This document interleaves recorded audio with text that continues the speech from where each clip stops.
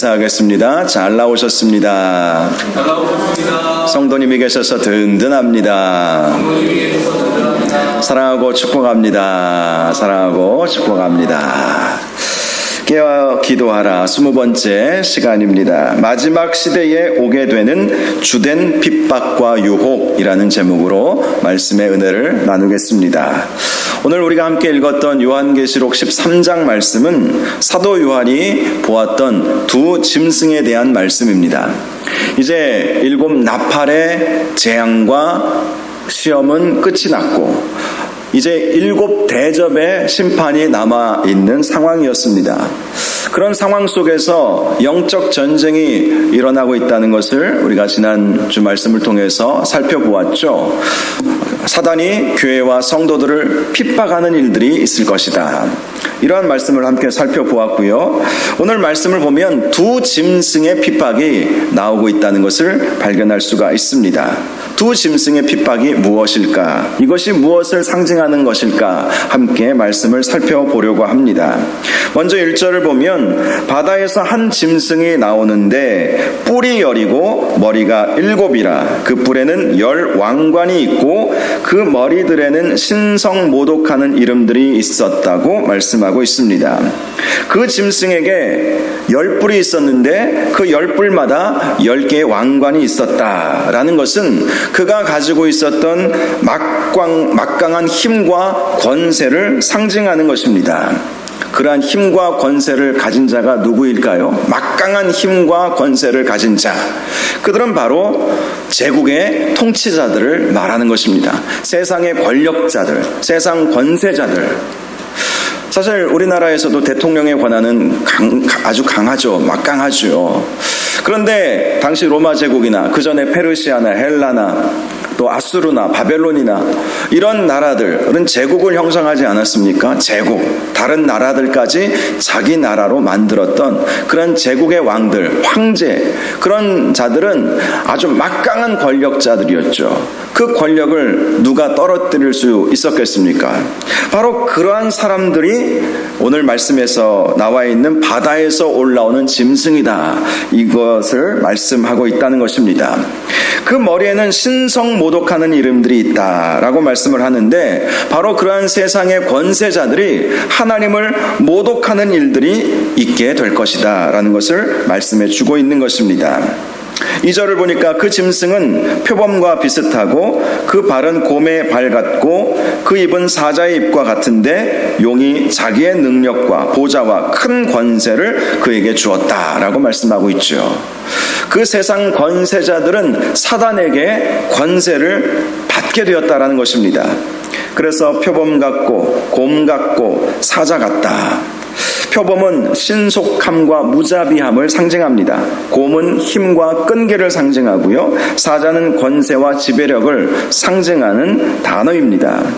즉 그들이 아주 막강한 힘과 권세를 사탄으로부터 받아서 신성모독하는 말을 한다. 하나님을 거역하고 하나님을 저주하고 예수 믿는 사람들, 하나님을 섬기는 사람들을 핍박하게 되는 일이 있을 것임을 말씀해 주고 있는 것입니다. 세상 권세자들이 신앙생활에 도움을 주지 않고 오히려 그들이 그의 힘과 능력, 권세를 가지고 교회를 핍박하고 성도들을 핍박하는 시대가 올 것이다. 이 말씀을 해주고 있는 것입니다. 그런데 3절을 보니까 그의 머리 하나가 상하여 죽게 된 것 같더니 그 죽게 되었던 상처가 나음에 온 땅이 놀랍게 여겨 짐승을 따르게 되었다. 이렇게 말씀하고 있지요. 그의 머리 하나가 상하여 죽게 되었다라는 것은 이 세상을 지배하던 세상의 막강한 통치자들이 그 자리에서 내려오게 되었다는 것을 의미하는 것이죠. 그런데 그렇게 죽게 된 것처럼 보였는데 그 죽게 되었던 상처가 나으니까 놀랍게 여겨서 이 세상 사람들이 그 세상 권세자, 그 짐승을 따르게 되는 일이 있었다. 이런 말씀을 하는 것이죠. 실제로 한 제국이 무너졌다고 다 끝난 것이 아니라는 것입니다. 한 제국이 무너지면 또 다른 제국이 일어서죠. 한 통치자가 그 자리에서 내려온다고 해서 끝나는 것이 아니라 또 다른 통치자가 일어서는 것이 세상의 역사였어요. 실제로 아수르가 제국을 형성하죠. 그런데 그 아수르는 바벨론에 의해서 멸망하고 말았습니다. 바벨론이 새롭게 등장하는 것이죠. 그런데 그 바벨론은 페르시아에 의해서 또 멸망했죠. 페르시아는 헬라에 의해서, 헬라는 로마에 의해서 멸망하게 되었던 역사적 사실을 우리는 잘 알고 있습니다. 바로 이러한 것처럼 어떤 세상의 권세자, 통치자들이 일어나서 교회를 핍박하고 성도들을 핍박하게 될 것인데 그들은 인간이기에 죽지 않겠어요? 때로는 그 자리를 지키지 못해서 그 자리에서 나올 수밖에 없는 상황도 벌어지지 않겠습니까? 그런데 그럼에도 불구하고 또 다른 세력들이 일어나서 계속해서 교회와 성도들을 핍박하게 될 것이다. 그리고 새로운 세력들이 일어나므로 사람들이 그들을 놀랍게 여겨서 그들을 따르는 일이 있게 될 것임을 말씀해 주고 있는 것이지요. 4절을 보면 누가 이 짐승과 같으냐, 누가 능히 이와 더불어 싸우리요, 이렇게 용이 말하고 있는 것을 볼 수가 있습니다. 이 용은 사탄을 말하는 것이죠. 이 용은 세상 권세자들에게 자신의 권세를 내어주면서 이 세상 그 누구도 너희를 대적할 자가 없을 것이다, 그들을 교만하게 만들어 간다라는 것을 말씀하고 있죠. 실제로 세상의 권세자들은 교만하면 정말 악한 짓을 서슴지 않는 그러한 모습도 우리는 볼 수 있지 않습니까? 겸손해야 되는데, 나라와 백성의 지도자들이 겸손해야 되는데 교만하지 아니하면 그 힘으로 교회를 핍박하고 또 나라와 민족을 완전히 엉망으로 만들어 버리는 일들, 비단 우리나라와 우리 민족의 역사뿐만 아니라 세상의 모든 역사가 사실 그래요. 사단이 그 세상 통치자들에게 교만한 마음을 불어넣어주는 거예요. 너와 싸워서 이길 자가 누구냐? 네가 최고다. 이런 마음들을 심어주는 것이죠. 그래서 5절을 보면 짐승이 과장되고 신성모독을 말하는 입을 받고 또 42달 동안 일할 권세를 받았다라고 말씀합니다. 그는 사단으로부터 받은 권세를 가지고 또 사단이 불어넣어준 교만한 마음을 통해서 과장되고 신성모독하는 말을 서슴지 않았다라고 말씀을 하고 있는 것입니다. 그런데 우리가 주목해야 할 말씀은 그에게 주어진 권세는 42달 동안만 주어졌다라는 것입니다. 42달은요 3년 6개월을 말하는 것입니다. 이스라엘 백성은 7년 할 때에 그 7년은 완전한 해를 그렇게 생각을 하죠. 완전한 힘, 어떤 완전수의 개념을 가지고 있는데 그의 절반 3년 6개월 동안 그가 자기가 받은 권세를 행사하는데 이 42달이라고 하는 이 개념, 3년 6개월이라고 하는 이 개념은 그가 아무리 사단으로부터 권세를 받아서 교회를 핍박하고 성도들을 핍박한다 할지라도 온전하게 그의 뜻을 이루지는 못할 것임을 말씀해 주고 있는 것입니다. 그러나 7절을 보니까 그 짐승이 권세를 받아 성도들과 싸워 이기게 되고 각 족속과 백성과 방언과 나라들을 다스리는 권세를 받게 되었다고 말씀합니다.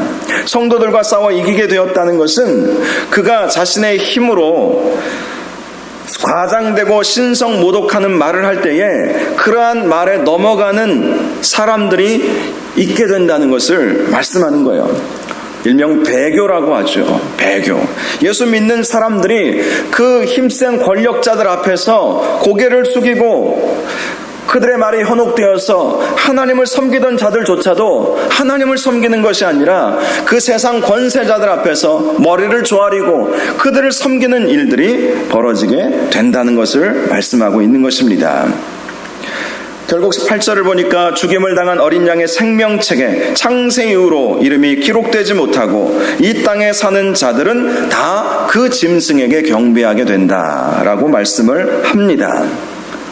예정되어 있지 못한 자들, 구원받기로 예정되어 있지 못한 자들은 그 짐승에게 다 경배한다는 거예요. 세상 권력자들 앞에서 아부하고 그들의 그 힘과 권력 앞에서 두려워서 그들이 핍박하면 핍박하는 대로 돌아서 버리고, 그들이 유혹하면 유혹하는 대로 그들의 믿음을 다 던져버리는 일들이 있게 된다는 것이죠. 그리고 오히려 그들을 추앙하고 그들을 섬기는 일들이 있게 된다는 것 아니겠습니까?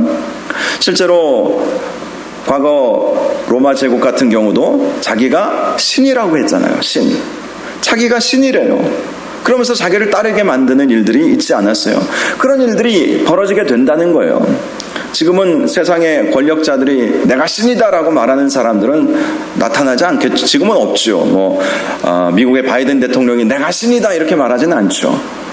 중국의 시진핑도 내가 신이다 이 정도는 말하지 않겠지만, 혹시 모르죠. 그들의 마음 가운데 깊은 마음 내면 속에는 그런 신의 위치에 자기들이 올라가서 그런 생각을 가지고 있는지는 우리는 모를 일이죠.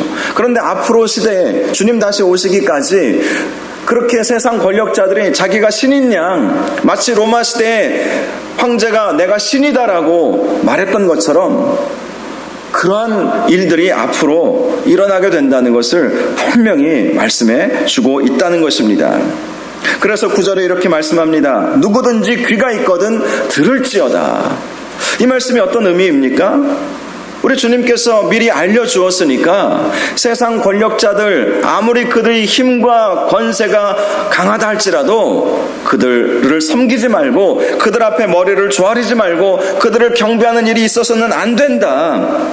이것을 미리 말씀해 주는 것입니다. 10절을 보니까 사로잡힐 자는 사로잡혀 갈 것이요 칼에 죽을 자는 마땅히 칼에 죽을 것이다. 이렇게 말씀하지만 중요한 것은 그 다음 말씀이죠. 성도들의 인내와 믿음이 여기 있느니라. 정말 인내하고 믿음 있는 성도는 아무리 세상 권력자가 그들의 권세와 권력으로 우리를 핍박하고 교회를 핍박한다 할지라도 끝까지 믿음 지켜낸다는 거예요. 그들은 생명책의 이름이 기록되어 있는 자들이라고 분명히 말씀하고 있다는 것입니다. 그러므로 우리가 이 말씀을 통해서 깨달아야 할 것은, 우리가 생명책에 이름이 기록되어 있다는 확신을 가지고 믿음으로 인내하고 그 어떤 유혹과 그 어떤 핍박에도 굴하지 말아야 한다. 이것을 우리에게 말씀해 주고 있는 거예요. 마지막 시대에 정말 세상의 권세자들이 교회를 핍박하고 성도들을 핍박하는 시대가 올 텐데, 결코 그들의 유혹과 그들의 협박, 그들의 핍박에 넘어가지 말아라. 귀 있는 자는 들어라. 이것을 분명히 말씀하고 있어요. 귀 있는 자는 들어라. 그런 시대가 올 것인데 믿음 끝까지 지키는 자가 생명책에 그 이름이 기록되어 있는 자들이다. 히브리서 기자는 이런 말씀도 했죠. 세상이 감당치 못하느니라. 이런 사람은 세상이 감당치 못한다. 포기하고 만다는 것이죠. 끝까지 믿음 지키면 세상이 더 이상 핍박하지 않고 그가 끝까지 그 믿음 지킴으로 말미암아 하나님께 나아갈 수 있는, 그런 천국으로 나아갈 수 있는 은혜가 그들에게는 주어지게 된다. 이런 말씀을 해주고 있습니다. 앞으로 어떤 시대가 어떻게 펼쳐질지 우리는 모릅니다. 세상에서는 이 요한계시록 가지고 별의별 얘기들을 많이 해요. 그래서 어떤 음모론들도 나와 있고 이제 여러 가지 그런 이야기들 아마 여러분들 종종 들어보셨을 거예요. 그런데 그렇게 될지 아닐지 우리는 몰라요. 단 우리가 알 수 있는 것은 세상의 권세자들이 어떤 한 사람이든지 아니면 그들이 서로 연합을 해서든지 교회를 핍박하는 시대는 반드시 온다는 거예요. 교회를 핍박하는 시대는 반드시 온다. 그리고 그들을 따르게 하고 그들을 신처럼 추앙하게 하는 그러한 세상은 올 것이다라는 것을 우리에게 말씀해 주고 있어요. 그러나 성도들은 인내와 믿음을 지켜야 한다라는 것을 꼭 기억하시고, 그 어떠한 권세자들, 그 어떤 권력자들이 우리를 핍박한다 할지라도 세상에 감당치 못할 믿음의 사람들이 되시기를 주님의 이름으로 축복합니다. 쉽지는 않을 거예요. 쉽지는 않을 거예요. 온갖 유혹이 앞으로 펼쳐질 수도 있을 것입니다. 그러나 그들이 가지고 있는 권세는 42달. 완전하지 않다. 얼마든지 이길 수 있다는 것을 말씀하는 거예요. 42달 동안만 권세를 행할 수 있다는 것은 아주 상징적인 의미이죠. 성도가 끝까지 믿음 지키면 이길 수 있다는 것을 분명히 우리에게 말씀해 주고 있는 것입니다. 이제 두 번째 11절을 보면 또 다른 짐승을 봤어요. 사도 요한이. 그 짐승은 땅에서 올라오는 짐승이었습니다. 첫 번째 보았던 짐승은 바다에서 올라온 짐승, 세상의 권력자들, 세상 통치자들을 말하는데, 이제 땅에서 올라온 짐승이 하나 있었습니다. 그 짐승의 모습을 보니까 어린 양 같이 두 뿔이 있고 용처럼 말을 했다라고 말씀하고 있습니다. 어린 양과 같이 두 뿔이 있었다. 여러분, 어린 양은 예수님을 의미하는 것이죠. 예수님을 의미하는 것입니다. 자, 어린 양의 모습을 하고 나타난다는 거예요. 그렇다면 우리가 짐작할 수 있죠. 이들이 누구인지. 거짓 선지자들을 말하는 것이죠. 이단 사이비 교주들을 말하는 것입니다. 그들도 막강한 어떤 힘과 능력, 권세를 행사하는 시대를 살아가게 될 것이라고 말씀하고 있다는 거예요. 그런데 그 입에서 나오는 말은 용의 말이에요. 용의 말, 사단의 말. 사단의 말이 어떤 의미입니까? 사단은 거짓의 아비라는 말씀이 있는 것처럼 그가 거짓을 말한다는 거예요. 그런데 사람들이 그가 말하는 그 거짓에 다 미혹되어서 넘어간다는 거예요. 실제로 많은 이단에 빠지는 사람들 한번 보십시오. 말도 되지 않는 거짓 교리에 빠져버리지 않고 있습니까? 그들이 말하는 것은 용의 말이에요. 용처럼 말하는 거예요. 양의 털을 쓰고 사람들에게는 용의 말을 하면서 미혹하는 그런 거짓 선지자들. 그런데 그 거짓 선지자들의 세력이 만만치 않다는 거예요. 여러분, 이단자들, 자잘자잘한 그런 이단자들 말고 정말 이 세상을 막 흔드는 이단들이 있잖아요. 세상을 흔드는 그런 이단들이 있어요. 사이비 종교들이 있어요.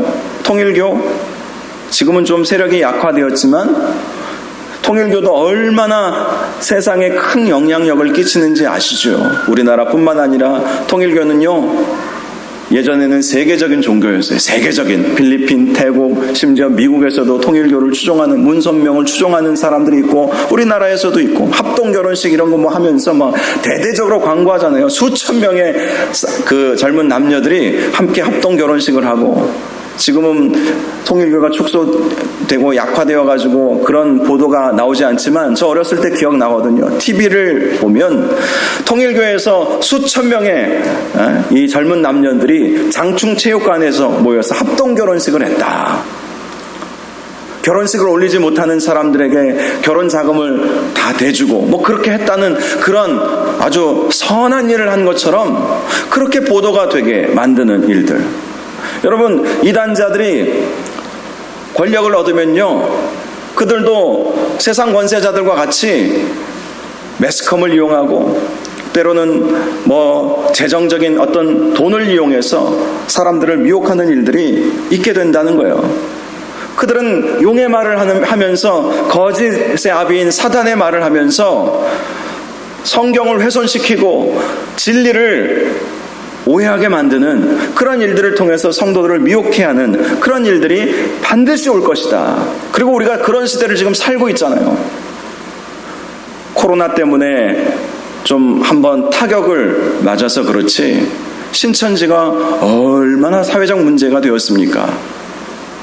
앞으로 언제 또 어떻게 꼬물꼬물 올라올지 누가 알겠어요. 그들이 대규모 집회를 하면서 지나가는 버스마다 광고판 붙이고, 여러분 그거 다 보셨잖아요. 신천지만 그럽니까? 곳곳마다 좋은 건물들은 하나님의 교회라고 붙여있는 그거 보지 않습니까?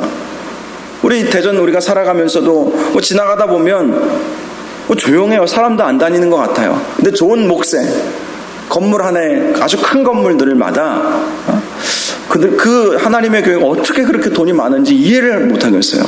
그 신도수가 그렇게 많은지, 어떻게 해서 그런지, 경매에 나온 것을 그들이 샀는지는 제가 모르겠지만, 그렇게 그들이 큰 건물들을 곳곳에 사놓고, 하나님의 교회 이렇게 간판 붙여놓고, 사람들에게 자기네 교회로 오면 이렇게 부자 된다. 뭐 그런 것을 보여주려고 하는 것은 아닌가. 그런 생각도 우리가 들지 않습니까? 지난 수요일에는 요 앞에서 어디죠? 그 여호와의 증인인가요? 그 사람들이 아주 떼거지로 몰려와가지고 우리가 늘 거기서 우리가 전도하고 있었는데 와서 방해를 하는 거예요. 방해를 하는 거예요. 뭐 그런 일들이 뭐 비일비재한 것이죠. 이러한 이단자들은 만만치 않다는 거예요. 그들이 가지고 있는 그 힘과 그 권세는 막강하다는 것을 말씀하고 있는 것입니다. 12절을 보니까 그가 먼저 나온 짐승의 모든 권세를 그 앞에서 행했다.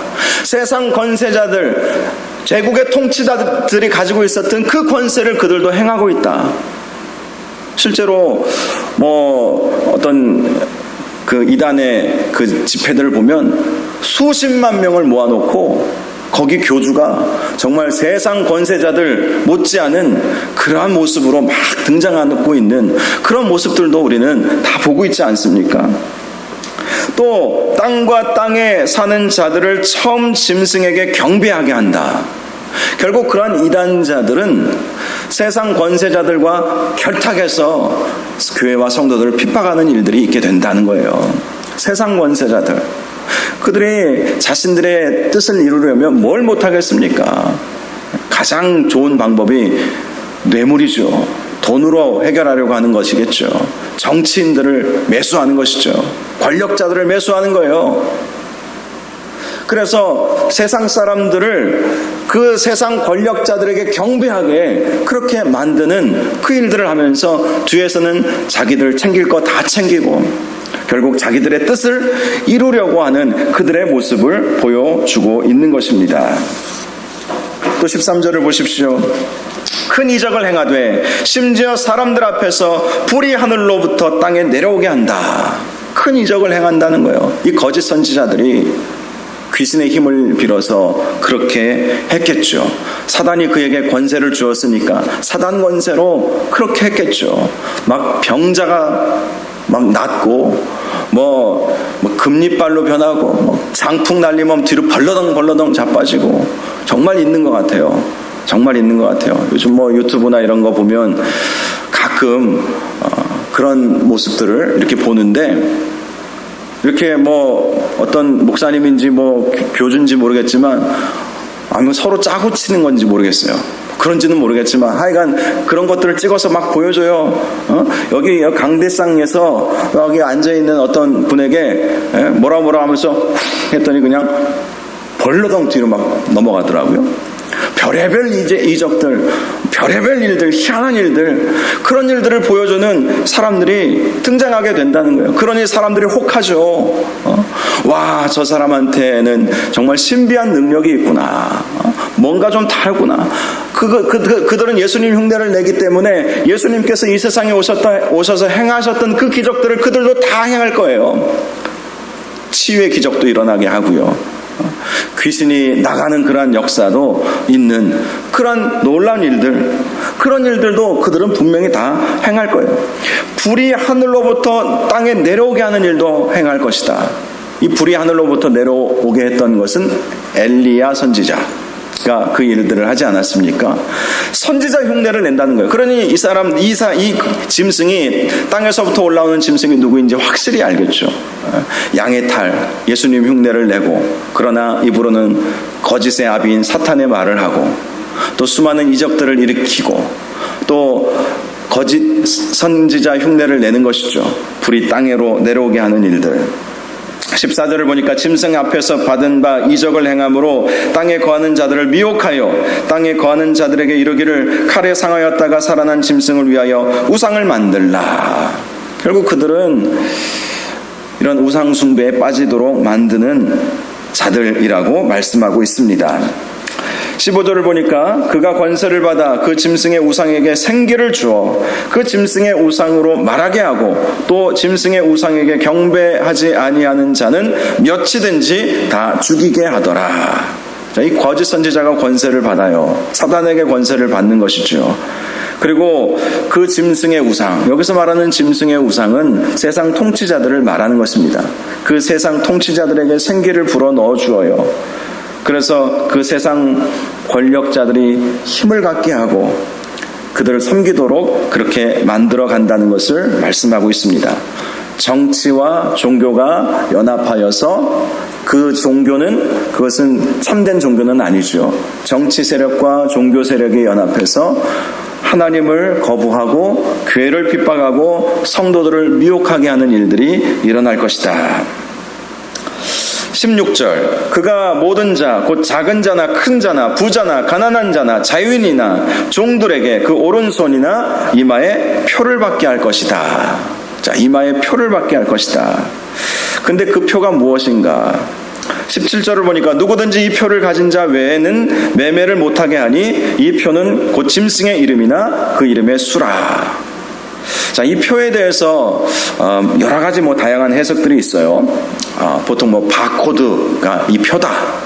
그래서 우리 이마나 손에 바코드를 심어 놓아 주어서 그렇게 물건을 사고 팔게 하는 것이다.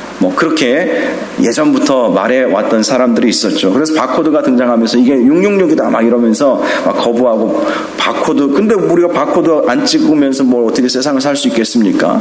오늘날에는 신용카드다. 세상이 바뀌면서 이게 달라져요. 이 표가 뭐냐? 정말 옛날에 아주 저 어렸을 때는 바코드가 생기면서 바코드다. 조금 지나니까 신용카드다. 신용카드 없이는 물건을 못 사잖아요. 신용카드다. 그리고 요즘에는 또 스마트폰이다. 이 스마트폰이 사단의 물건이에요. 그들의 그 주장에 의하면. 그런데 사실 이 말씀의 진정한 의미는 뭐냐면, 당시 시대적 상황 속에서 이 말씀을 이해를 해야 합니다. 요한계시록이 쓰여질 당시에는 길드라고 하는 상인 조합이 있었어요. 그 상인 조합에 가입이 되어야만 물건을 매매할 수 있었습니다. 그런데 그 상인 조합에 가입하려면 조건이 하나 있었어요. 황제를 숭배해야 돼요. 황제 숭배를 인정하면 그 상인조합에 가입을 할 수 있었어요. 길드에 가입할 수 있는 표를 받아요.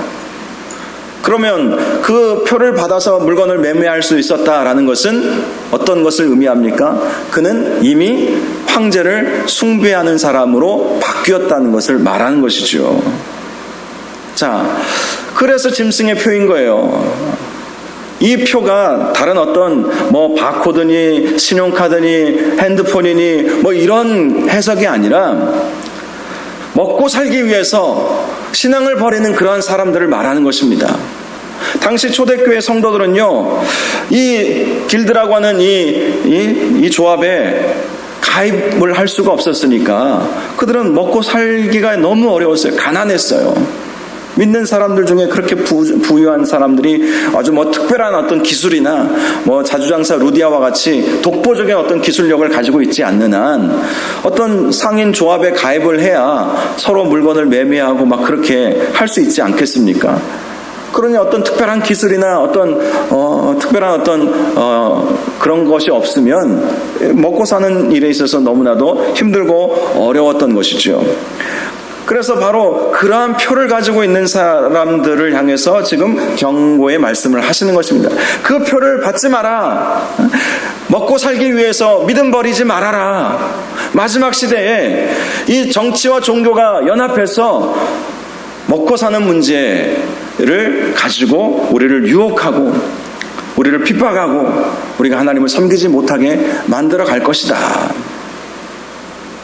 그런 일들이 요즘에 많이 일어나지 않습니까? 그런 일들이 많이 일어나요. 경제가 발전하면 발전할수록 그런 일들이 벌어지죠. 얼마 전에 어떤 목사님에게 이런 얘기를 들었어요. 사회학적으로 분석하는 말씀인데 그렇구나. 이것이 이제 느껴지더라고요. 지금 우리나라가 3만 불, 4만 불 시대를 이제 살아가고 있잖아요. 이때가 가장 신앙 지키기가 어려운 시대래요.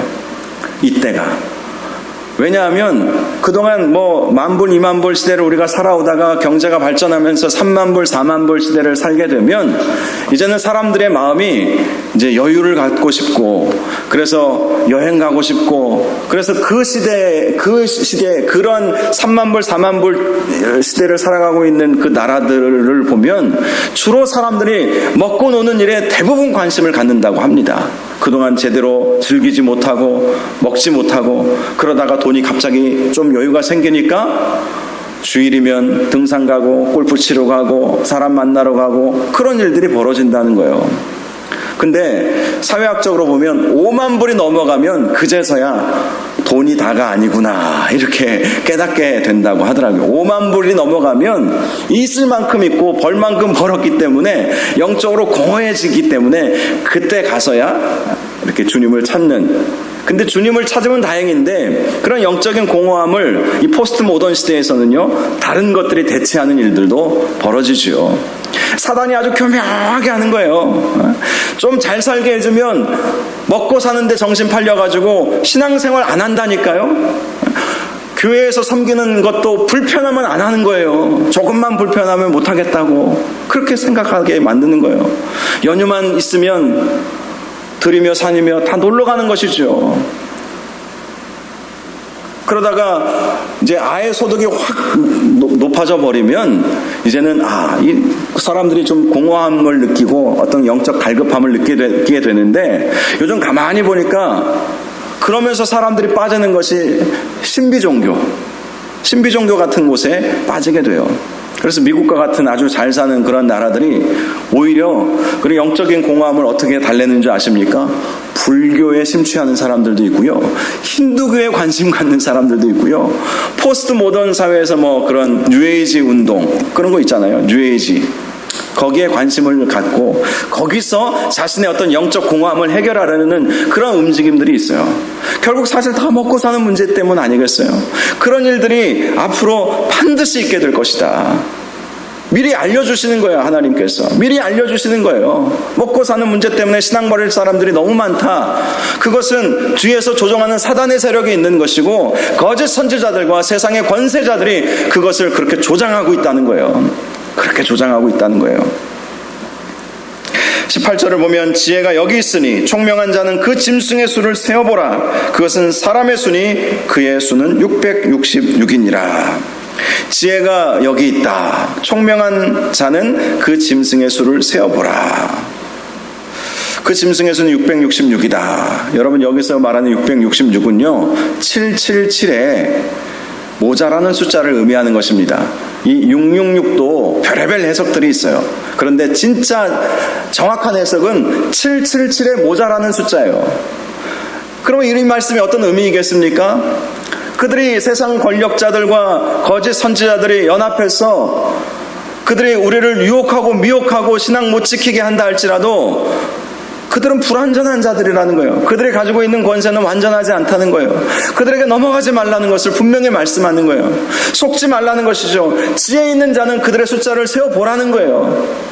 그들이 연합해서 우리를 공격하고 신앙생활 하지 못하도록 만들어 가지만 제대로 파악하고 제대로 믿음 지키고 제대로 영안을 열어서 그들을 볼 수 있어야 된다는 거예요. 자칫 잘못하면 넘어가 버리는 거예요. 30,000불, 40,000불 시대에는 먹고 살고 즐기는 거에 정신 팔리게 하고, 이제 우리나라가 더 잘 살아서 50,000불 시대를 넘어가면 이제는 그 영적 공허함을 뭐 다른 신비한 어떤 종교나 어떤 신비주의에 빠지게 만들어서 제대로 예수 못 믿게 만드는 그런 자들에게 결코 속지 말아라, 넘어가지 말아라, 이것을 말씀해 주는 것입니다. 사랑하는 여러분, 마지막 7 대접이 쏟아지는 그 심판 전에 바로 이러한 영적 전쟁과 또 세상 권세자들 그리고 거짓 선지자들, 이런 자들이 일어나서 교회를 핍박하고 또 성도들을 핍박할 것이다. 때로는 그 두 세력이 연합해서 성도들을 믿음 지키지 못하게 만드는 일들이 반드시 있을 것이다. 이 말씀을 알려주신 이유는 분명하죠. 그러므로 깨어 기도하라는 거예요. 깨어 있어야 알아먹죠. 말씀을 분명히 말씀에 나와 있으니까 세상 권세자들을 추종하지 말고, 우리 요즘 우리나라도 그렇고 이념 때문에 이념만 이렇게 같으면 그냥 막 맹종하는 경우들도 있어요. 그렇게 하지 말라는 것이죠. 분별하라는 거예요. 어떤 대통령이든지 어떤 지도자든지 분별하라는 거예요. 분별해서 하나님의 뜻이 아니라면 먼저 기도해야 되겠죠. 나라와 대통령이, 정치 지도자들이 바로 설 수 있도록 기도하는 것, 분별함이 필요한 거예요. 또 영적 그런 거짓 선지자들을 분별하는 거예요. 아예 대놓고 신천지니 여호와의 증인이니 통일교니 이렇게 하면 우리가 그래도 경계하지만, 교묘하게 요즘에는 사단이 교회 안에 깊숙이 들어와 있지 않습니까? 교묘하게 분별해야 돼요. 분별하지 아니하면 나도 모르게 혹 넘어가 버리는 일도 있기 때문인 것입니다. 그러나 그들의 수는 666이니라. 완전치 않다는 거예요. 때가 있다는 거예요. 그들이 가진 권세는 3년 6개월밖에 안 된다는 거예요. 완전한 권세가 아니라는 거예요. 얼마든지 싸워 이길 수 있다는 것을 말씀하는 거예요. 얼마든지 믿음 지킬 수 있다. 그러한 핍박과 유혹의 시대를 우리가 살아간다 할지라도 얼마든지 깨어 기도하면 믿음 지킬 수 있다. 이것을 우리에게 말씀해 주고 있는 것입니다. 저와 여러분이 믿음 잘 지키시기를 주님의 이름으로 축원합니다. 깨어 기도하시고 하나님 말씀을 통해서 분명한 기준을 확실하게 잡으셔서 결코 어떤 유혹도 넘어가지 않는, 그래서 끝까지 믿음 지키며 살아갈 수 있기를 주님의 이름으로 축원합니다. 이 시간 우리 말씀 생각하면서 함께 기도하는 시간을 갖겠습니다. 특별히 오늘 말씀과 같이 앞으로 우리가 살아가게 될 시대, 특별히 우리뿐만 아니라 우리의 자녀들이 살아가게 되는 그 시대는 세상의 권세자들의 핍박과 또 영적 그러한 거짓 선지자들의 그러한 유혹들이 분명히 있게 될 것인데, 하나님 그러한 유혹과 핍박 앞에서 결코 넘어가지 않게 하시고 결코 굴하지 않게 하여 주시옵시고 끝까지 믿음 지킬 수 있도록 성도의 인내와 믿음이 여기 있느니라, 이 말씀처럼 주여 우리에게 믿음 주시고 인내할 수 있도록, 이겨낼 수 있도록 인도하여 주시옵소서. 우리 이런 제목으로 주여 한번 부르짖고 함께 기도하겠습니다. 주여, 거룩하시고 존귀하신 아버지 하나님, 은혜를 감사합니다. 하나님 아버지, 오늘 말씀을 통해서 앞으로 있게 될 하나님 일에 대해서 우리 주님